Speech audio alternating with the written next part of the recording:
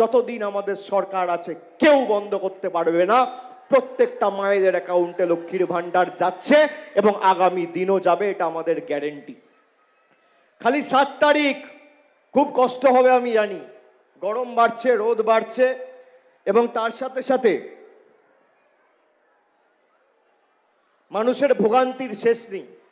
এই 42-44 ডিগ্রি গরমে আমি আপনাদের বলবো, কষ্ট হলেও লাইনে দাঁড়িয়ে নিজের ভোটটা নিজে দেবেন। এবং প্রথম দফায় ভোট হয়েছে 19 তারিখ, দ্বিতীয় দফায় 26 তারিখ, তৃতীয় দফায় মুর্শিদাবাদে আর মালদায় 7 তারিখ। প্রথম দফায় আমরা ঘাড় ভেঙেছি, দ্বিতীয় দফায় মাথা ভাঙবো, আর তৃতীয় দফায় কোমর ভাঙার কাজটা বহিরাগতদের আপনাদের করতে হবে, আপনাদের কাঁধে নিতে হবে। বাকিটা আমরা বুঝে নেব। অনেক চেষ্টা করেছে, দেখছেন তো কি না করেছে। আপনি আমাকে দেখুন, 4 বছর ধরে বিচার ব্যবস্থাকে কাজে লাগিয়ে আর যে বিচারক রায় দিয়েছিল সে আজকে বিজেপির প্রার্থী। দেখছেন কি অবস্থা।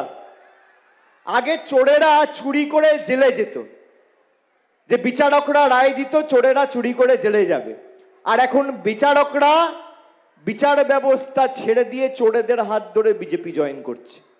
কি করুণ পরিস্থিতি দেশের, আপনারা ভাবতে পারছেন। সে ইডি সিবিআই কে লাগিয়েছিল আমার বিরুদ্ধে, আমায় কখনো দিল্লিতে ডেকেছে, কখনো কলকাতায় ডেকেছে, এমনকি আমার স্ত্রী, আমার বয়স্ক মা বাবাকেও ছাড়েনি, সবাইকে ডেকেছে, সবাইকে হেনস্থা করেছে। পরবর্তীকালে আমি যাতে মিটিং না করতে পারি, আমার হেলিকপ্টার পর্যন্ত রেড করেছে ইনকাম ট্যাক্স দিয়ে। আর 2 দিন আগে আমাকে মারার পরিকল্পনা করেছিল, সেটাও কলকাতা পুলিশ হাতে নাতে ধরেছে।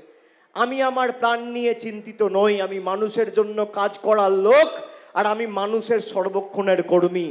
মানুষের আস্থা ভালোবাসা যদি আমার সাথে থাকে, মানুষের জনসমর্থন যদি আমার সাথে থাকে, পৃথিবীর কোনো শক্তি আমার কেশাগ্র স্পর্শ করতে পারবে না, এই বিশ্বাস আমি রাখি। প্রয়োজনে দেব মোরা 1 নদী রক্ত, হোক না পথের বাঁধা প্রস্তুর শক্ত। অবিরাম লড়াইয়ের চির সংঘর্ষে একদিন সে পাহাড় টলবেই, জনতার সংগ্রাম চলবেই। আপনারা ভালো থাকুন, আমি বক্তব্য দীর্ঘায়িত করব না। আমি এখান থেকে আবার জলঙ্গি যাব, সেখান থেকে আবার আমায় কলকাতা ফিরে যেতে হবে আজকে সন্ধ্যের আগে। আপনারা সাবধানে বাড়ি ফিরে যান। তৃণমূল কংগ্রেস আপনার সাথে ছিল, আছে আর থাকবে।